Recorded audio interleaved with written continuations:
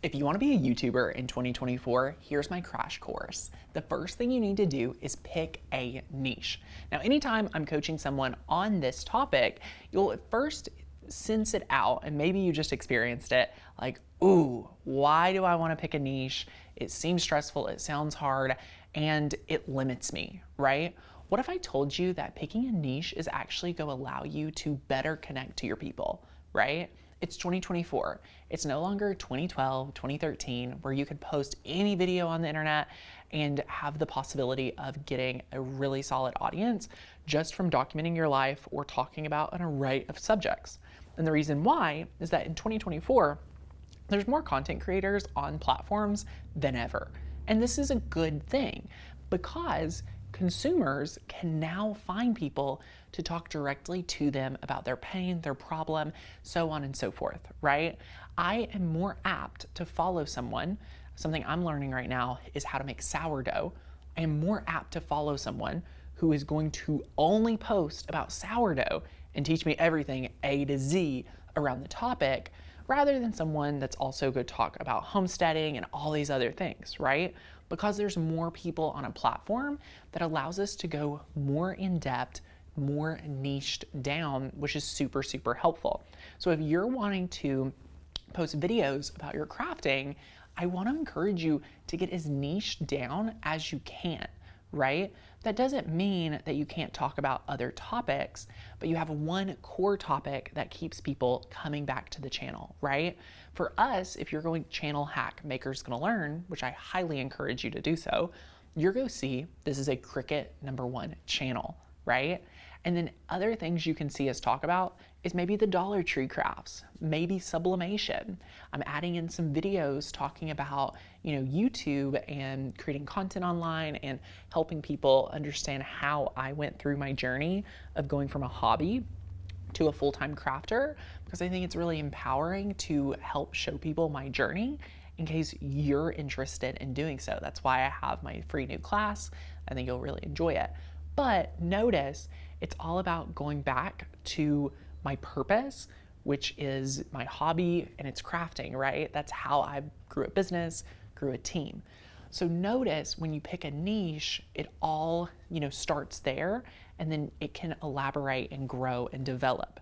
But you really have to talk to your audience like you know exactly what their problem is, talk directly to them. And I think a big thing that people don't talk about enough is that you have to talk to the audience that you want to have, not the audience you have. Everyone starts at 0. So when you start posting videos online, you're going to have 0 followers. Well, of course, you don't want to show up like you have 0 followers online. You don't want to show up like the only person subscribed to you is your mom, right? So you have to go in knowing that you have 0 followers today, but it's not going to be like that forever because you're showing up and you're going to create amazing content. But the #1 thing I think you need to understand is to start picking a niche, and it can be approached as a hypothesis, right? I think I want to make this type of content. You can try it for a couple of months, but the best part is you are in control. You can always shift. You can always test other theories and hypotheses. But once you find something working for you, focus in on that and create and expand around that topic. Hack #2, making content you want to make is not the best way to grow a channel. What do you mean by that, Tanner? Let me explain. If you are coming up with your video ideas solely based on what you want to make videos on and content on, it's not the best way to grow. Let me explain. You must go through and really understand what people are looking for and searching for and feel that demand. Why? Because it's a lot easier to make content that fills the demand that people are searching for rather than trying to create demand for a topic that no one's searching for. I think that's one of the biggest mistakes that creators make is they think, I'm a creator, I know what's best. And what I want to tell you is being a full-time content creator since 2011 or 12, very few of us, and I say this with all the love in my heart, very few creators actually are at the pulse of what their audience or future audience wants to consume. That's the facts. If you look at how I grew my channel to over 600,000 subscribers, it was not asking myself, what content does Tanner want to make today? My question I wanted to answer was, what's the biggest things my demographic and my niche is struggling with? And once I found those topics, I just made videos solving their problems, right? Whatever they're struggling with, I need content to support them because they're in pain. And if I can help them out of pain, then they're going to want to follow my channel. And if I help them in a video, they're going to be a fan of mine for life. That's what being a content creator in 2024 is all about, being in service of your viewer. Hack number 3 is one that is going to really solidify everything we've been talking about so far. And what I want you to do is I want you to find channels that are in similar niches as you, or channels that are in the same industry, or channels you would aspire to be. And I want you to channel hack them. What that looks like is I want you to find the top performing videos on the channel. When you think of the 80-20 rule, you will find that 20% of effort creates 80% of the results. This is found across the board. 20% of people in your life are going to bring 80% of your happiness. 20% of your effort is going to create 80% of your revenue, so on and so forth. So it's the same with YouTube. I want you to look at 2 or 3 channels, and I want you to find what topics, what problems are they solving, and what's the similarities in their top performing content. All right? When you find the 20% of content that has served the channel for the competitors, I want you to create content similar. Now, my one rule of thumb here is I never like to watch their videos. I only will research to find what my people are looking to consume. I don't like watching competitor videos. I don't like watching people in my similar niches videos because I think it will take away and will start a thing called compare and despair, right? If someone else creates a video and they, talk about it to this level, I will say, oh my gosh, I don't want to do it this way, or oh my gosh, I'm gonna have to work harder than them, things like that. So I opt to not watch consumer videos at all because I don't want to see any other competitors' videos and ideas, but I will take a topic and I'll ask myself, what do I want to say regarding this topic? What hacks do I have to help serve people? So on and so forth. I think channel hacking is the most underutilized part of YouTube to grow your audience in 2024. So earlier I mentioned don't make videos that you want to make, but here's where it meets perfectly in the middle. You're going to find videos that people are looking for, that are in demand, and then you get to ask yourself, after you've found content and ideas that people are looking for and searching for, then we get to ask you, what do you want to say about the topic? That's where your expertise is go shine and your past experience is really go be highlighted. Because if you were trying to truly copy someone's video, you didn't have their same life experience. You have a totally different experience than anyone else. So you need to talk and harness what you have to say around that topic. Because I bet you if we both, me and you, were go film a video on a certain topic, they would look totally different, which is the value of having different opinions, and the videos and the content would probably resonate to 2 totally different markets, 2 totally different people, which is so fun to think about when you really don't feel like you have competitors. You just have more people sharing on different topics, which is totally how I like to approach when people are talking about competitors and other people in your niche. The next hack is YouTube is slow. What do you mean by that, Tanner? It takes time. Now, I have coached and helped many business owners, ones that have 100,000 YouTube subscribers, ones that have 800,000 followers on TikTok, for example, so on and so forth. And one thing I want to let you know is that YouTube, Instagram, and TikTok, the follower value, the weight of a follower is very different. They are not even.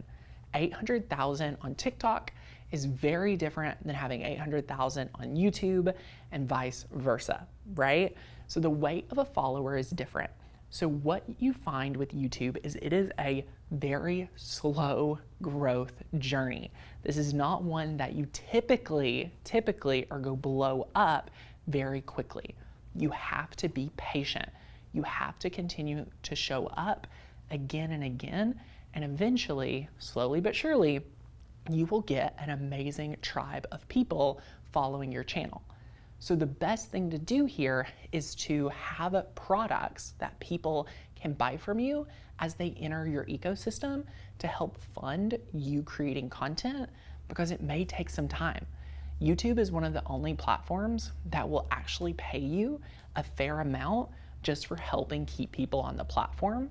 The YouTube Creator Program has paid us out hundreds and hundreds of thousands of dollars throughout the past, 4 or 5 years, which is really nice because it helps reinvest in producers and content creators to help grow my channel, which is really nice. There's no other platform, Instagram or TikTok, that has paid me a dime. So it's nice that there's a potential stream of income there, but it's not one that I can control or guarantee. So I just want to encourage you that I would rather have probably 20,000 subscribers on YouTube compared to maybe 100,000 or 200,000 of followers on Instagram or TikTok. I think this platform is such a solid one. It's not going anywhere. The quality of a follower on YouTube is so valuable. And I think as you become a content creator, you'll see the same. I actually worked with a YouTube consultant last year, and working with him was incredible. Shout out to Drew. He really taught me one thing that shifted everything for me, and it was that longer videos are going to outperform shorter videos. And I think when you really start expanding on this topic, you'll learn that TikTok is just continually feeding people very short dopamine hits of excitement, right? So YouTube took a whole new approach. Instead of trying to feed people quantity, they're after quality. So we highly recommend, and from our results over the past year, longer videos have been better. 20 minutes, 25 minutes, 12 minutes, anything past, I would say 8 minutes, has really been good for us, because longer videos that you can keep people watching a video, that will make YouTube want to promote it more and help you get reached by more and more people. One thing I love that used to not be around is algorithms. Before 2018, 2019, algorithms on YouTube, algorithms on TikTok, like all these different platforms, they didn't really have algorithms.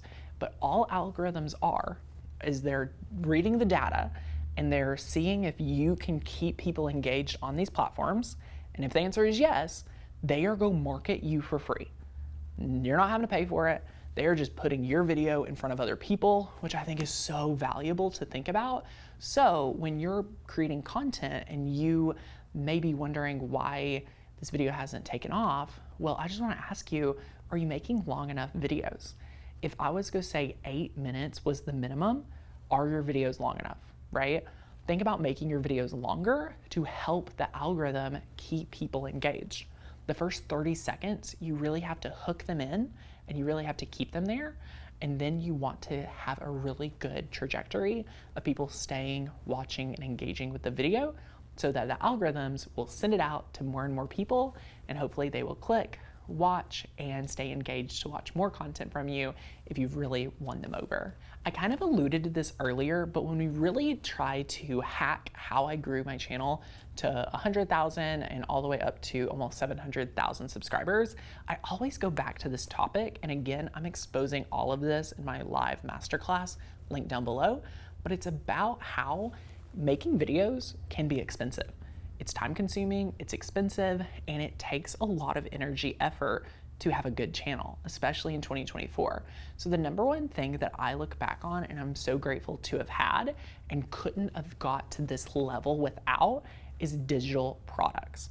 Having a membership, recurring revenue subscription model has been able to allow me to invest so much and reinvest so much into my YouTube channel to make it one of the best in the industry, which I think is so incredible.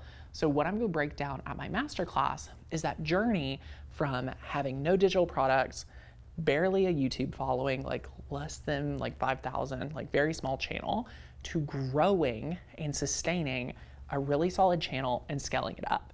But what you'll find at this masterclass as a sneak peek is I did it really well by not using my money. I was able to show up for consistency and then grow a small but mighty audience.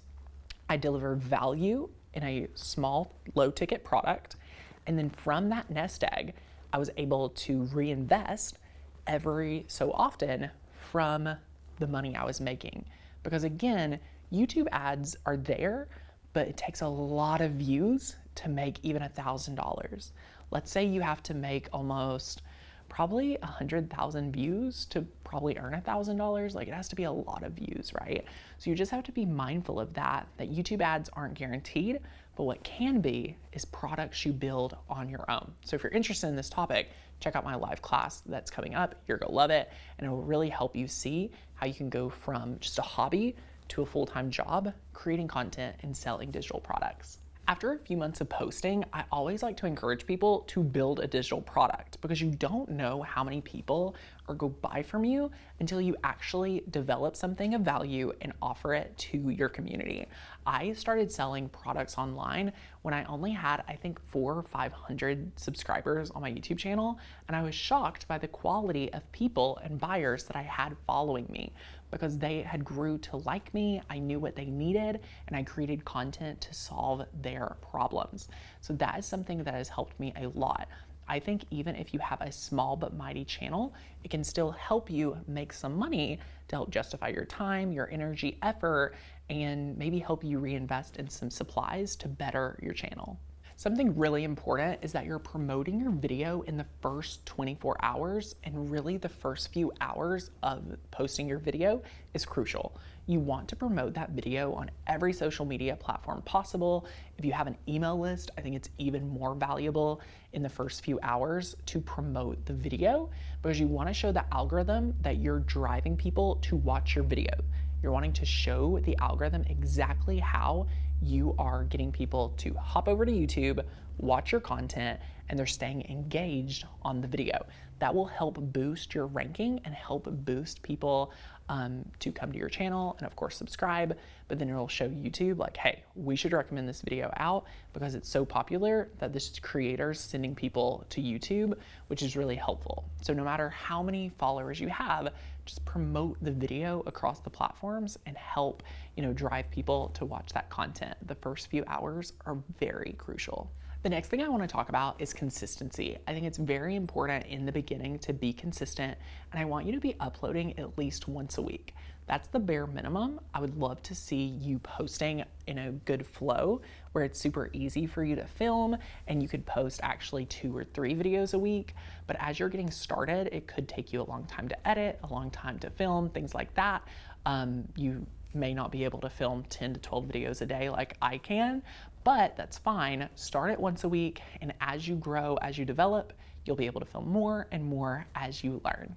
And here's the deal. If you're ready to learn exactly how I was able to reinvest into my channel, grow my channel, and do it all, and to turn my YouTube channel into my full-time job through monetizing my hobby, I want to invite you to my free workshop. I've linked it down below. It's going to be completely live. I'll be there answering all your questions, and I can't wait to see what you think about this, because I want to help people just like yourself take whatever hobby you are most passionate about and turn it into a side hustle or maybe even your full-time job. I'm going to break down exactly the roadmap and the framework that you need to take to apply to growing your very own social media channel and to build a revenue stream along the way.